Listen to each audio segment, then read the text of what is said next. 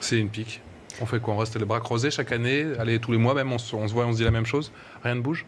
En fait, on sait ce qu'il faut faire en fait, pour lutter contre les féminicides. Raphaël Rémy-Leleu l'a très bien remarqué. Quand il y a une volonté politique et des moyens qui sont alloués à la lutte contre les violences sexistes et sexuelles, comme en Espagne, on a une division par 2 en 10 ans du nombre de féminicides et une baisse également des violences sexistes et sexuelles contre les femmes. Aujourd'hui, concrètement, ils font quoi en Espagne? Aujourd'hui, c'est très simple. En fait, en Espagne, à partir de 2004, il y a eu un plan qui a été mis en place. Aujourd'hui, il y a, depuis 2017, un fonds qui est dédié à la lutte contre les violences sexistes et sexuelles, qui est doté déjà de 1 milliard d'euros sur 5 ans.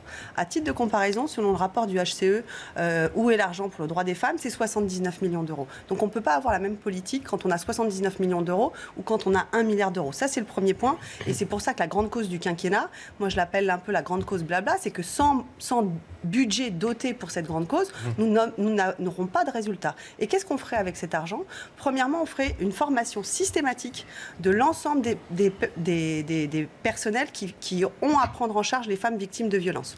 En particulier les policiers, les magistrats, les juges, les travailleurs sociaux. Ça a été fait en Espagne et ça a donné des résultats. Aujourd'hui, il y a encore des refus de plainte. Je vais vous donner un exemple extrêmement clair et extrêmement choquant. Encore hier, une femme de 20 ans, enceinte de 3 mois, arrive au commissariat, dit qu'elle est en danger, qu'elle est victime de violences par son conjoint. La police l'oriente vers une main courante. Elle ne porte pas plainte, effectivement. La police l'oriente vers une main courante et elle rentre chez elle. Quelques heures plus tard, son conjoint l'assassine. Donc, moi, j'appelle ça... On n'a pas toutes les précisions sur ce qui s'est passé, sur ce cas précis, en tout cas. En tout cas, c'est ce qui est sorti dans la presse. Oui. Il y a eu une main courante et elle a été assassinée quelques heures après la main courante. Donc dans les mesures qu'on demande, par exemple, c'est qu'il y ait systématiquement une plainte qui soit prise par les commissariats, qu'il n'y ait plus de refus de plainte, qu'il n'y ait plus de main courante et qu'il y ait une plainte systématique et puis aussi convoquer le conjoint violent ou l'ex-conjoint violent pour qu'il puisse expliquer, voire être interpellé et répondre aux accusations. Donc encore une fois, c'est un problème de volonté politique, c'est un problème de moyens. L'argent, ça suffit? C'est un problème de formation des policiers. Les policiers ont tendance... En fait, on est aujourd'hui dans une société relativement sexiste, où il y a une banalisation, on explique que ce sont des disputes, une dispute qui tourne mal, un accident. Si on ne comprend pas les ressorts sexistes de ces meurtres, on ne comprend pas et on ne peut pas faire une prise en charge. Et malheureusement, le sexisme ne s'arrête pas à la porte des commissariats. Donc c'est pour ça que nous voulons une formation systématique des policiers qui soient en capacité de comprendre ces femmes victimes de violences et de mettre en place des protections pour effectivement éviter ces meurtres. Florence. Oui, je vais réagir extrêmement rapidement à ce qu'a dit Madame Rau à côté de moi. En fait, c'est juste faux factuellement. En fait, c'est juste faux factuellement. Pourquoi on parle de féminicide? Parce qu'il y a 10 fois plus de féminicides qu'il y a de meurtres d'hommes par des femmes. Donc la situation n'est pas symétrique en fait. Et pourquoi elle n'est pas symétrique? Et c'est pour ça qu'on essaye d'interpeller et d'expliquer le problème. C'est qu'il y a une société sexiste. En 2017, je vous coupe, c'est 130 femmes pour 21 hommes. Voilà. Et la moitié d'ailleurs de ces homicides d'hommes, 60%, oui. En plus de la moitié, c'était des femmes qui étaient victimes de violences, c'est-à-dire des cas comme Jacqueline Sauvage, qui après 47 ans de torture, de viol et de violence, a fini par tuer son mari. Donc on n'est vraiment pas du tout sur le même rapport de chiffres et dire que c'est la même chose et dire que c'est symétrique et que ça n'a rien à voir avec le sexisme, c'est complètement méconnaître le phénomène et on ne pourra pas endiguer le phénomène si on ne le comprend pas. Oui, il y a du sexisme, on ne tue pas par amour, on ne tue pas par jalousie, il y a un sentiment d'appropriation des hommes sur les femmes au sein du couple qui fait que ce sont les hommes qui passent davantage à l'acte en termes de violence. Je pense qu'il faut quand même le rappeler parce que sinon on passe complètement à côté du sujet. Et ça on a beaucoup entendu aussi. Que fait la... Je pense que cette réalité biologique, elle existe. Mais moi, je connais un certain nombre de femmes qui sont suffisamment fortes pour foutre des raclées aux mecs et ne le font pas. Je pense que c'est avant tout une construction sociale, cette violence. C'est ça la bonne nouvelle. La violence masculine est une construction sociale. Et il faut effectivement travailler sur l'éducation des filles et des garçons pour arrêter cette violence et cette banalisation de la violence.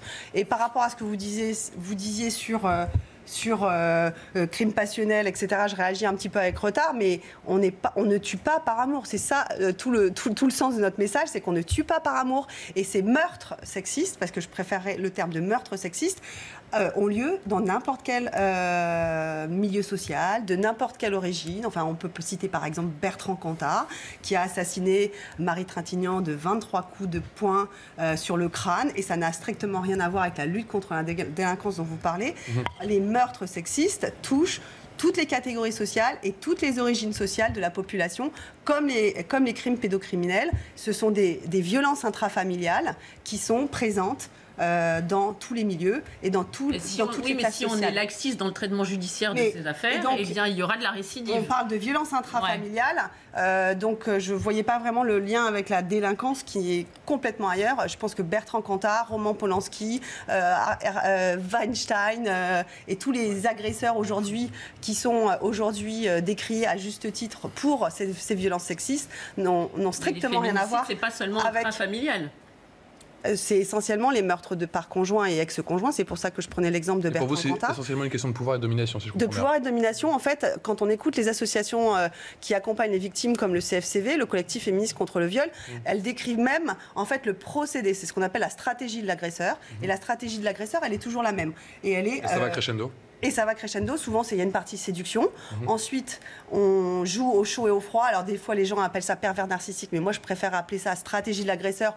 Après la séduction, on va dévaloriser, violence verbale. Ensuite, on va isoler la victime. On va lui demander de couper ses liens avec sa famille, avec ses amis, parce que le petit ami est jaloux, parce que le petit ami n'aime pas la famille, etc. Et une fois qu'elle est isolée, là, on passe à la violence physique. Et ce même stratagème d'isolement des victimes, on le retrouve dans toutes les affaires de féminicide, dans tous les milieux sociaux, alors, dans toutes les régions en France. Comment progresser en termes de prévention? Il faut faire quoi? Il faut extraire le compagnon quand il y a les premiers signes de violence? Comment on fait?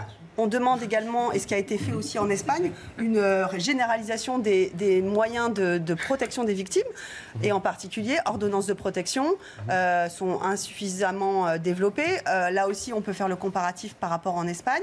On a 220 000 femmes qui sont victimes de violences conjugales, d'accord, 220 000. C'est juste totalement massif et c'est une impunité totalement massive. Il y a 1000 ordonnances de protection en France et 20 000 en Espagne. Donc c'est simple. Généralisons les ordonnances de protection sur tout le territoire. Généralisons... Là, mais je vois pouffer, c'est possible ça? Question de l'éducation, il y a en fait une loi aujourd'hui qui n'est malheureusement pas appliquée, qui prévoit 3 sessions par an d'éducation à la sexualité. Et j'estime que dans ces sessions à la sexualité, on devrait faire centrer également sur la prévention de la violence sexiste au sein d'un couple, expliquer que les rapports amoureux, c'est pas des rapports de domination, c'est pas des rapports de violence, et qu'on peut sortir de ces rapports qui soient empreints de violence au sein des familles. Et ces on veut dire que c'est pas entre gens qui vont changer la mentalité, j'imagine. Ça fait 20 ans que cette loi existe. Et là, pareil, en fait, par manque de moyens, d'associations qui sont dotées de budget suffisant pour faire ces interventions, à tout casser, vous avez une intervention au collège, une intervention au lycée, où on va vaguement vous parler de contraception et de prévention des IST. Mais il n'y a aucune éducation à la sexualité qui fasse ce travail de prévention. C'est pas seulement une éducation à la sexualité. Oui, alors en fait, les enquêtes de victimologie montrent en fait que les violences intrafamiliales touchent vraiment toutes les origines et toutes les classes sociales. Donc en fait, votre argument je suis désolée de vous le dire, ne tient pas.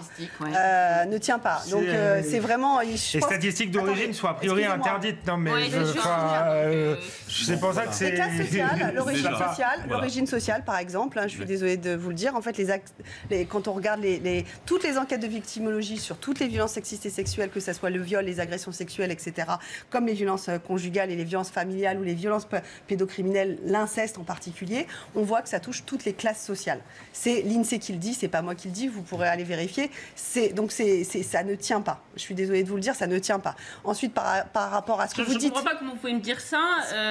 Juste par rapport, pour dire une autre chose par rapport à ce que vous dites, je suis complètement d'accord avec vous. C'est étonnant, mais je préfère le dire, sur la pornographie. La pornographie véhicule une représentation de la sexualité où on confond sexualité et violence sexuelle. Je suis désolée de vous le dire. Alors prenons le problème qui est accentué avec le numérique, et avec les smartphones. Aujourd'hui, la pornographie est une forme de propagande de violence sexuelle. Et on essaye de faire croire à des enfants qui ont accès très tôt à la pornographie que c'est la norme. Mais ce qu'on voit dans la pornographie n'est pas la norme. En fait, on a des enquêtes aujourd'hui qui montrent que 90% des films pornographiques contiennent des scènes explicites de violence sexuelle qui seraient caractérisées par agression sexuelle ou viol dans un cadre pénal si on devait les instruire. Donc on a aujourd'hui, moi j'estime que ce qui est dramatique quand je réclame moi une éducation à la sexualité dans les écoles. C'est justement pour déconstruire l'image d'une sexualité violente et empreinte de violence sexuelle dans la pornographie et d'expliquer à nos adolescents et à nos adolescentes avant même qu'ils rentrent dans la sexualité que la sexualité c'est pas ça, que la sexualité ce n'est pas de la violence. Mais là, Gossa, comment on peut être espagnol? Pourquoi ils arrivent en Espagne et pourquoi nous on n'y arrive pas? Encore une fois. Moi j'aimerais bien répondre. Vas-y. Il y a quand même une expérimentation qui a été assez éloquente, c'est par exemple la création de tribunaux spéciaux.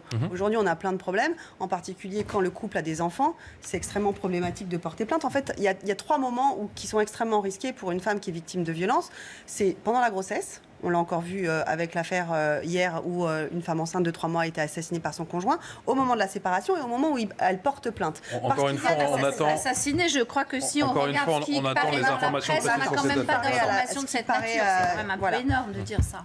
En tout cas, un assassinat en droit, c'est quand même caractéristique d'un certain nombre de conditions. Elle a été frappée, ça c'est sûr, mais par contre on ne sait pas si elle est assassinée. Et en même temps, on ne sait pas si elle est morte de ça ou si elle est morte d'une grossesse extra-utérine. Donc il faut aussi voir. Il y a une autopsie qui a été réalisée. Il faut arrêter au-delà de ce quoi. cas, moi ce qui me choque dans ce que vous venez de dire, c'est qu'il faut que les femmes portent plainte. On sait exactement que si vous portez plainte et que, comme l'a dit très bien Noël, au bout de 90 jours, vous n'avez aucune nouvelle de la justice, vous rentrez chez vous et la violence de votre conjoint est multipliée par 2, multipliée par 3, et vous êtes à la merci, vous avez une pression et vous vivez dans la terreur qui va faire que vous allez retourner au commissariat pour retirer la plainte.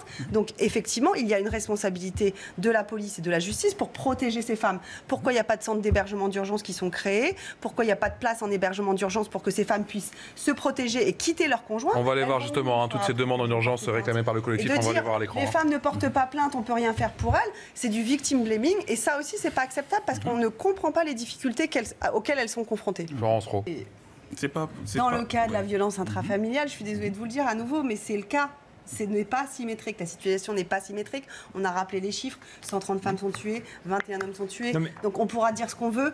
La violence intrafamiliale ne fonctionne pas de la même façon que les autres types de délinquance ou de violence dans la société. Et donc on a un passé sexiste et cette violence intrafamiliale, aujourd'hui on y met des mots et on l'instruit. Mais en fait, rappelons-nous que...